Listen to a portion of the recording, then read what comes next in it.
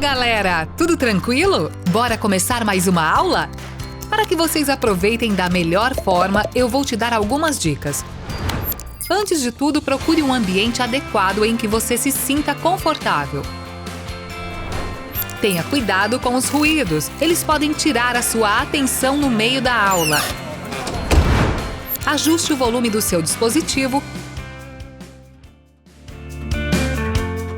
e dê preferência por ouvir o áudio pelo fone de ouvido. Pegue papel e caneta para fazer anotações ou utilize seu computador ou smartphone para marcar pontos importantes da aula. Utilize o chat nos momentos adequados e colabore. Sua participação é muito importante. Mantenha o foco e atenção na aula e lembre-se de que o caminho até a residência dos seus sonhos está cada vez mais próximo. Aproveite e bora pra cima!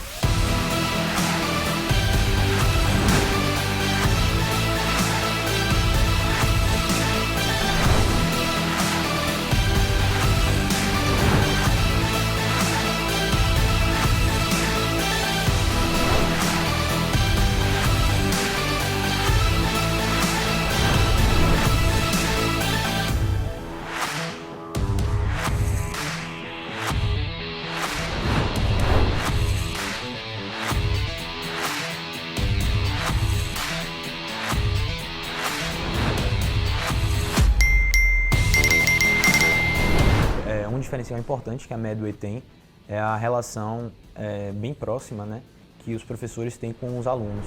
Fazer o curso tirou muita angústia que eu tinha, facilitou muito a jornada, aí, no sentido de entregar alguns tópicos já que a gente precisa. Os professores estão sempre bastante presentes. A Medway me mostrou que eu poderia mudar a minha formação como médica e não só como concurseira naquela época. Então ela mudou meu mindset para que eu viesse preparada para São Paulo para ser uma grande residente, mas também uma grande médica no futuro.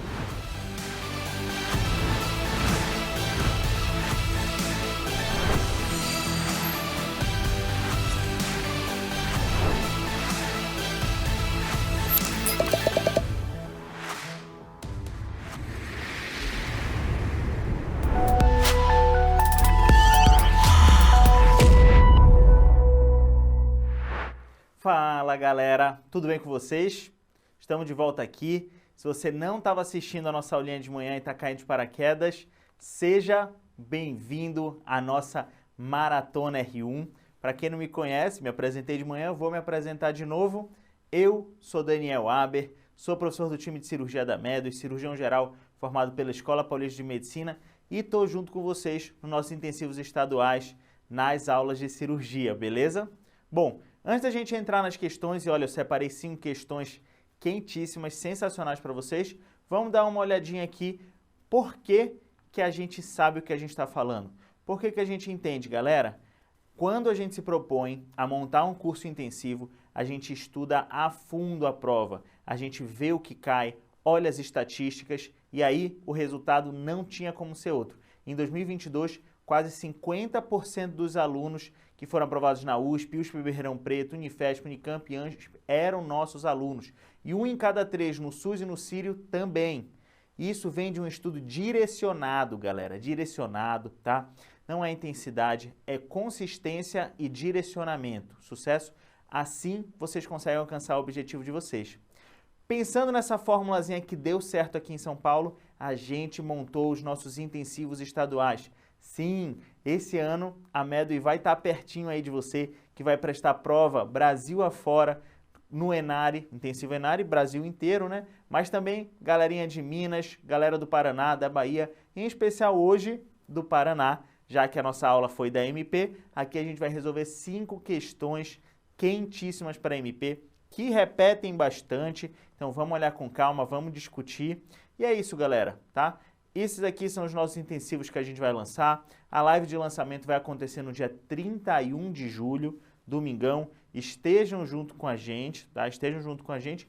E o curso começa dia 1º de agosto. Dia 1º de agosto a gente libera o aplicativo completinho aí com as aulas, tá? As aulas são direcionadas, é isso que a gente vai ter. Essas aulas que estão rolando aqui na nossa maratona do R1 são as aulas que vão acontecer, que vão estar ali para vocês no aplicativo também. Sucesso! E a gente vai liberando essas aulas semanalmente. Lógico que aqui na maratona do R1 a gente só vai liberar o principal foco, para vocês sentirem um gostinho, depois irem lá e estarem junto com a gente. Além disso, aqui na nossa maratona do R1, a gente vai ter resolução de questões, que é por isso que eu estou aqui com vocês nesse momento, guias estatísticos, que são justamente o que baseou a nosso direcionamento ali naquele momento de fazer a aula, simulados fidedignos ao padrão da instituição, e esse é um diferencial sensacional nosso.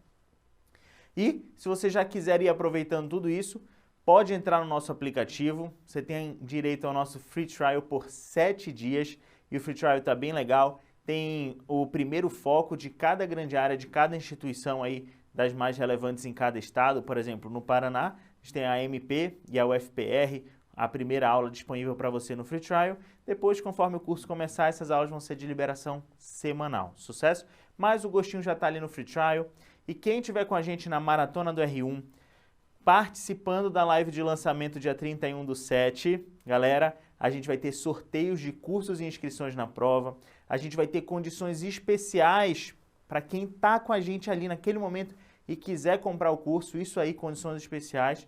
Então aproveitem, se inscrevam, entrem no QR Code, escaneiem, batem print da pele, não batam, vocês batem print da tela, depois entram ali nas imagens e conseguem acessar o QR Code. De qualquer jeito, vamos junto. Sucesso? Então bora para o que interessa esse momento agora, para a gente resolver 5 questões de cirurgia da MP. A MP dá aquela apertada, né? Mas vamos junto, vamos começar olhando essa questãozinha de 2021 e uma questão que já fugiu um pouquinho do padrão da MP. Por quê? Galera, a MP não costuma cobrar na prova de cirurgia muitas imagens, mas essa aqui tinha uma imagem e queria que a gente identificasse justamente essa alteração esofágica. Para a gente começar a entender, isso aqui, galera, é um esofagograma, tá? Um esofagograma baritado. O paciente bebe contraste e aí o esôfago fica pintado. A gente quer identificar com ele justamente constrições, alterações anatômicas, que é isso que a seta está apontando. E a questão, bem direta, bem simples, só exigia um reconhecimento da imagem, querendo saber qual é essa alteração que a gente está vendo. Era uma acalásia, era um anel de Chatzky, era um espasmo esofagiano, era uma estenose do esôfago distal ou era uma onda peristáltica terciária? Galera, essa aqui é uma questão que trata de um assunto que é recorrente, que é esôfago, que foi o motivo da nossa aula de hoje de manhã. Um assunto super recorrente na prova do MP, aqui mais especificamente tratando de anéis e membranas. Anéis e membranas, galera, são dobras circunferenciais que se projetam ali para a luz do esôfago. E era isso que a gente estava vendo na imagem, né? O contraste ia descendo e parecia que tinha uma aura, né? Uma região circular ali de cancelamento de imagem, que não apareceu, que o contraste não pegou, justamente por ter um anel ali envolvendo, tá? É importante a gente entender que os anéis e membranas não comprometem toda a luz esofágica, porque se eles comprometessem, a queixa desses pacientes ia ser de entalamento. O alimento ia chegar até um ponto e não ia conseguir passar daquele ponto. Não é isso que acontece. Anéis e membranas, como vocês podem ver aqui nessas imagens sensacionais, não comprometem a luz inteira do esôfago. O alimento passa. Então, no dia a dia, o paciente, quando começa a desenvolver um anel ou uma membrana, e olha aqui, ó, uma imagem muito parecida com a que apareceu na prova, um anelzinho aqui com essas imagens em cancelamento do contraste, ele não obstrui completamente a passagem. O paciente vai comer normalmente e a comida vai descer, até que chega um ponto em que esse paciente come alguma coisa maior, tá? Às vezes um pedação de carne num churrasco, e essa carne entala aqui nesse anel, nessa membrana. E aí, olhando essa imagem, comparando com o que a gente estava olhando na questão, fica bem fácil, bem tranquilo, né? A gente está diante de um anel de Schatzki, tá?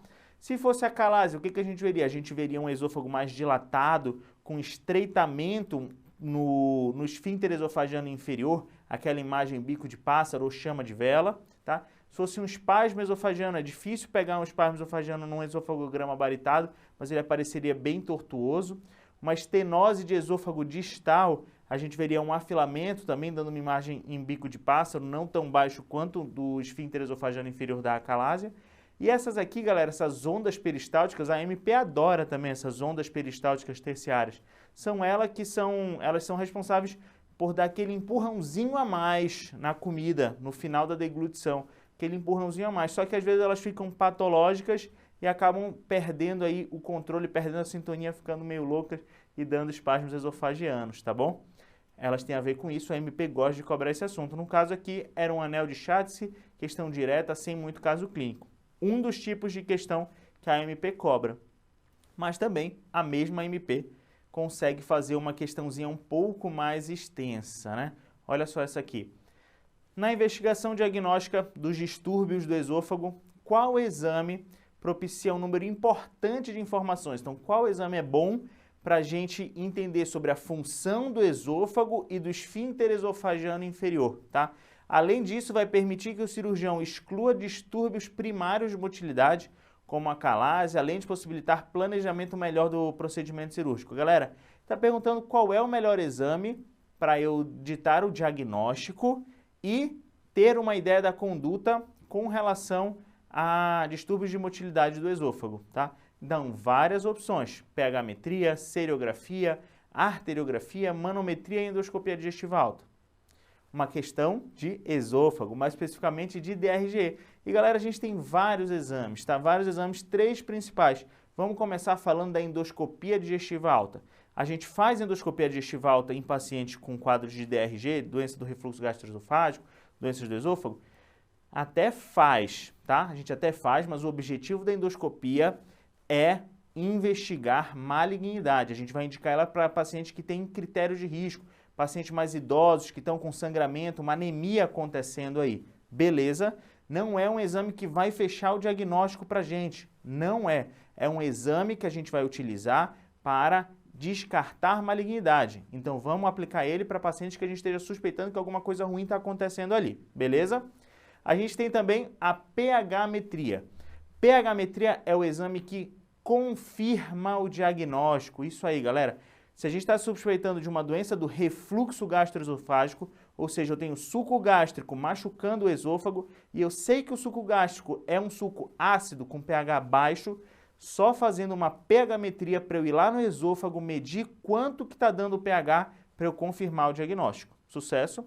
Além disso, a gente tem a manometria. E a manometria é aquele exame que vai permitir a gente avaliar a função motora do esôfago, ver como estão as ondas peristálticas, o que está rolando nos esfíncteres esofagianos, tanto superior quanto inferior.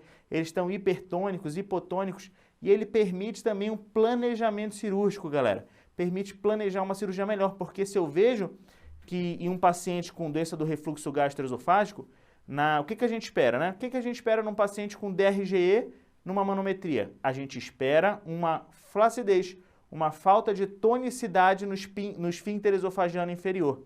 Mas se eu tenho um paciente com DRGE que tem um esfíncter esofagiano inferior um pouco mais competente, tá? Ele não vai estar 100%, mas está meiote ali, eu não posso fazer a correção com uma fundoplicatura muito apertada, senão eu vou transformar num paciente que tem a doença do refluxo gastroesofágico em um paciente com acalásia, porque vai dar muita tonicidade ali no esfíncter esofagiano inferior. Então ele me ajuda a planejar a cirurgia também. Sucesso!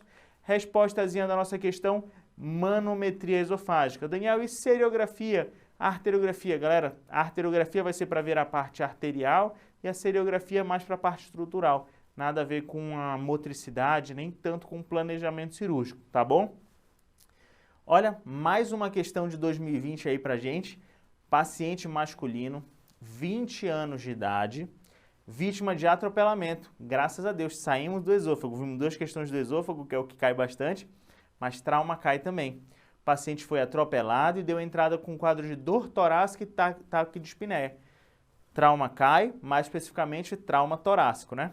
Estava taquicárdico, normotenso, fez um raio-x de tórax que evidenciou área de contusão pulmonar bilateral. Já deu para entender do que a questão vai se tratar. Contusão pulmonar bilateral, tema recorrente na prova da MP, maior à esquerda. Assinale a alternativa que contém o tratamento inicial para esse paciente. Galera, qual é o tratamento inicial para um paciente com contusão pulmonar, tá? E aí a gente tem que relembrar um pouquinho de trauma torácico, porque ele dá várias alternativas que são condizentes com as condições do trauma torácico, tá? A gente vai fazer uma toracotomia porque o pulmão está contundido? Não vai, né? Drenagem torácica fechada bilateral, vai drenar só a esquerda, vai só monitorizar com oxigênio e controlador ou vai entubar, fazer reanimação volêmica agressiva e pronar esse doente? O que será que a gente vai fazer? Para a gente saber, vamos revisar um pouquinho de contusão pulmonar. Contusão pulmonar, galera, vem da fisiopatologia de inundação dos alvéolos, do interstício e dos brônquios também, por líquido inflamatório decorrente do trauma, por sangue alveolar, né? Alvéolo sangra também, galera. Há alguns microvasos ali que se rompem e aí esses alvéolos eles são inundados por esse líquido, por esse sangue e acabam dando uma sintomatologia muito parecida com de uma pneumonia. Isso mesmo, uma pneumonia infecciosa, muitas vezes, em que o paciente vai cursar com sintomas respiratórios. E aí o que a gente vai esperar de uma contusão pulmonar?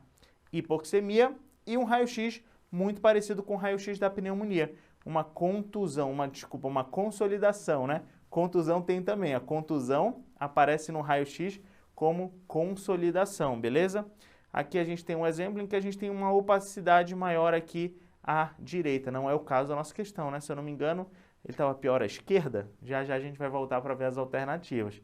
Mas isso não influencia muito, porque o tratamento não vai depender de qual lado está afetado. Como a gente vai ver, o tratamento, galera, e na maioria dos casos isso vai ser suficiente, a gente vai oferecer analgesia, suporte ventilatório e, se a fisiopatologia envolve um excesso de líquidos, a gente vai evitar a hiperidratação, tá? A gente quer limpar esses alvéolos, a gente quer fazer com que eles não fiquem com tanto líquido acumulado. Então, vamos pedir ajuda para a galera da fisio respiratória, para que esse paciente se recupere o mais rápido possível. E aí um adendo muito importante, porque eu falei para vocês que o raio-x lembra pneumonia, tem consolidação e o quadro clínico também lembra pneumonia. Além de ser trauma, galera. Então esse paciente pode estar com leucocitose e PCR aumentado. A gente não vai confundir contusão com pneumonia. A gente não precisa começar a antibiótico terapia para contusão, beleza? Não se assustem se um paciente vítima de trauma com pulmão contundido tiver com leucocitose e PCR. Não é para começar antibiótico a priori. A gente vai acompanhar esse paciente e aí, se durante a internação ele começar a ter febre, o PCR subir muito, aí a gente pensa que teve uma infecção secundária aí e a gente entra com antibiótico. Sucesso? E em que condições a gente vai precisar intubar um paciente, galera? Existem indicações de intubação orotraqueal nesses pacientes que estão com o pulmão muito contundido e são clássicas de insuficiência respiratória, de uma disfunção respiratória aguda, insuficiência respiratória aguda, né? Uma IRPA, beleza? Quais são eles? Frequência cardíaca aí acima de 40, rebaixamento de nível de consciência, hipoxemia importante com PO2 menor do que 60 ou uma saturação mesmo aí com aporte de oxigênio, tá? Que a gente vai poder oferecer, né, no suporte ventilatório aqui para esse paciente. Esse paciente vai estar saturando mal, menos do que 90. Paciente que já tem uma doença pulmonar estabelecida, como uma DPOC, e também paciente que tem lesões abdominais concomitantes, porque aí pode aumentar muito a pressão do abdômen, diminuir a expansibilidade torácica e esse paciente não conseguir ventilar bem e não conseguir se recuperar. Sucesso?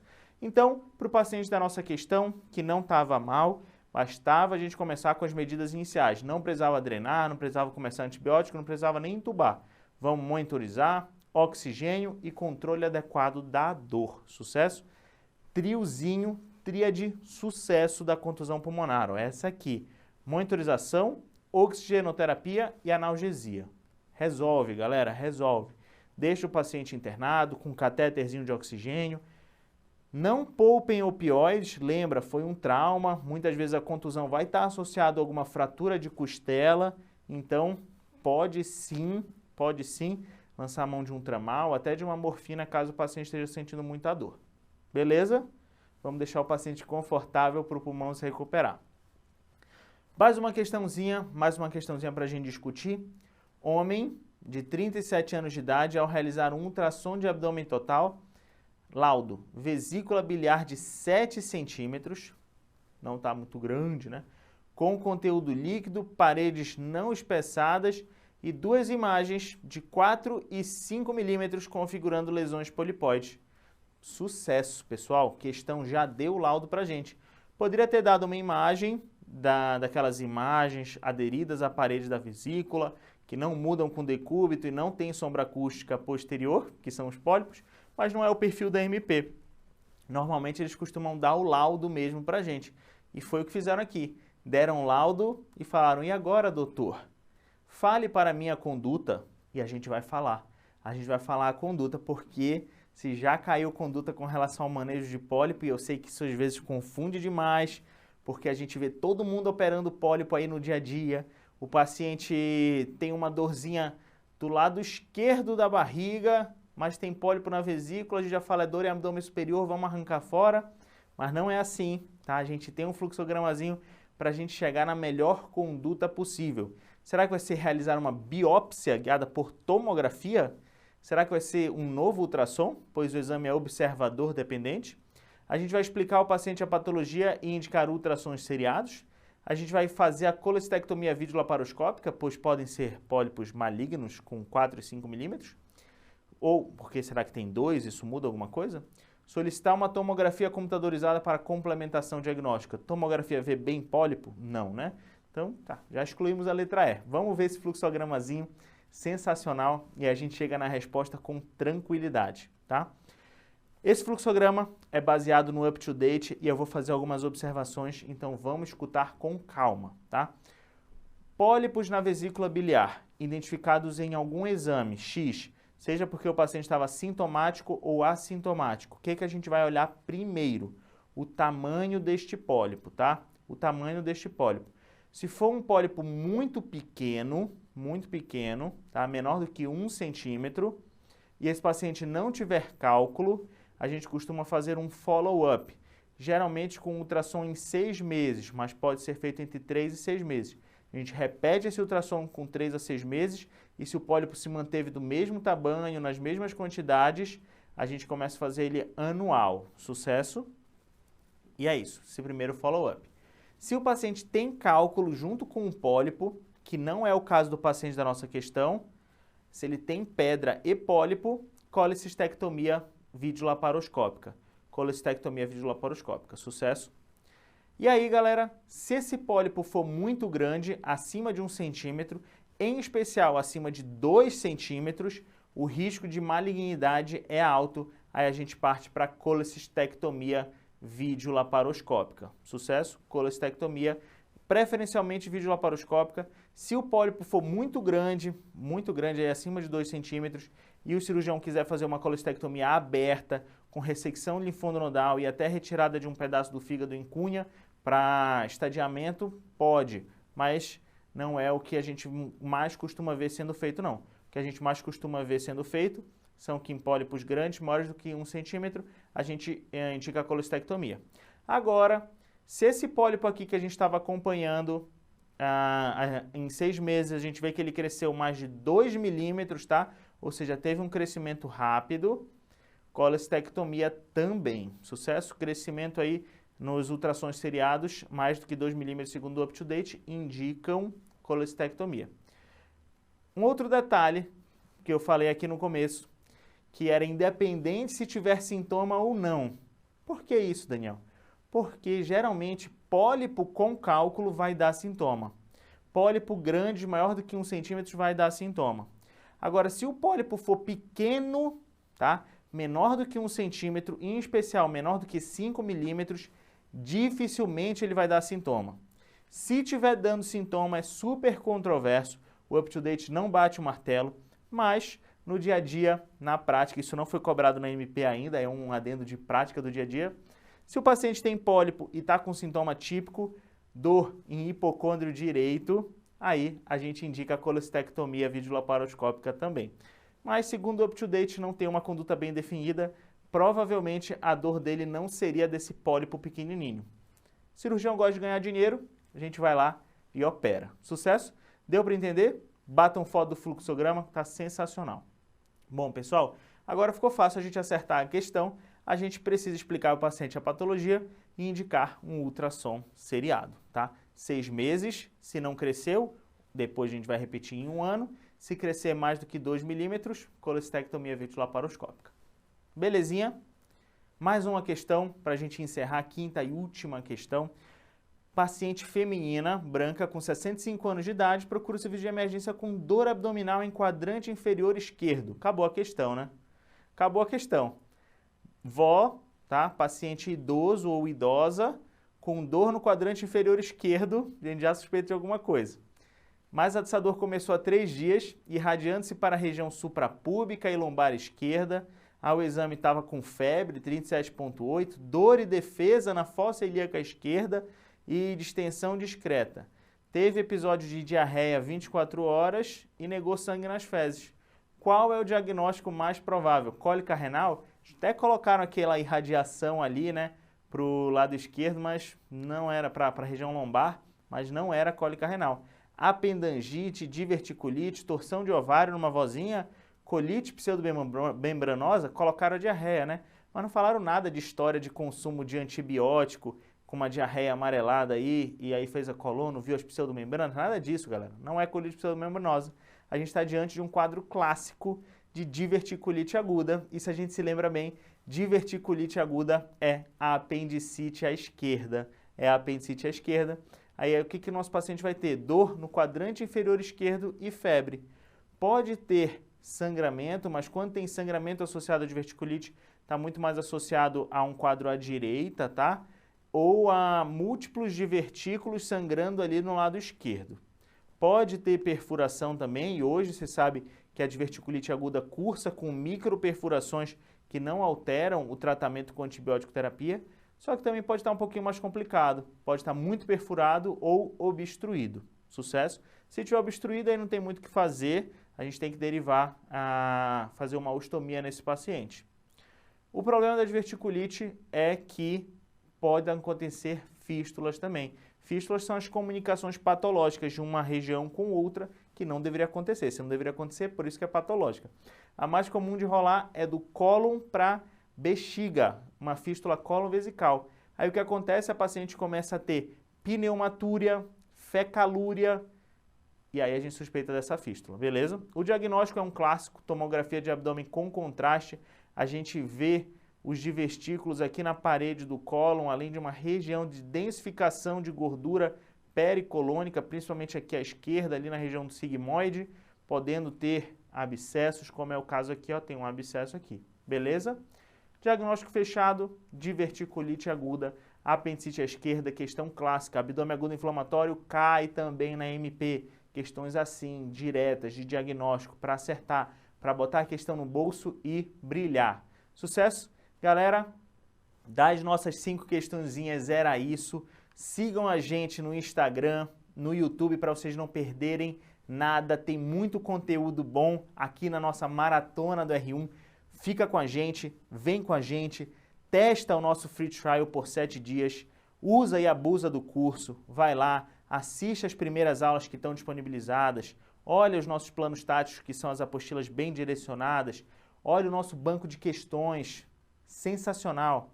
E aí, se curtir, vem com a gente, tá? Vem com a gente. A gente vai ter sorteios de cursos e inscrições durante a maratona, durante a live de lançamento no dia 31/7. E quem estiver lá com a gente vai ter acesso antecipado a condições especiais, ó. Já clica aqui, clica não, né? Que não dá para clicar no QR Code. Escaneia o QR Code através do seu celular, bate print da tela, vai lá no álbum, clica, dá um jeito de achar o linkzinho para clicar no QR Code, para estar junto com a gente, que tem muita coisa boa para vir, beleza? Espero que vocês tenham curtido. AMP, cirurgia tá dominada. É isso aí, galera. A Medway dominou a AMP. Tamo junto. Espero que vocês tenham curtido demais. Um beijo no coração de vocês.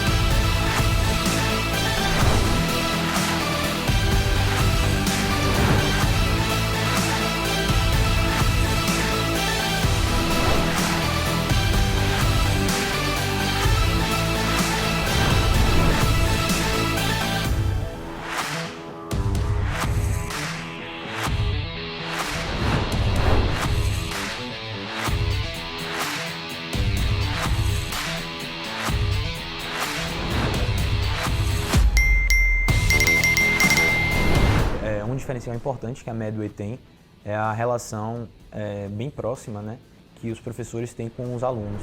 Fazer o curso tirou muita angústia que eu tinha, facilitou muito a jornada, aí, no sentido de entregar alguns tópicos já que a gente precisa. Os professores estão sempre bastante presentes. A Medway me mostrou que eu poderia mudar a minha formação como médica e não só como concurseira naquela época. Então ela mudou o meu mindset para que eu viesse preparada para São Paulo, para ser uma grande residente, mas também uma grande médica no futuro.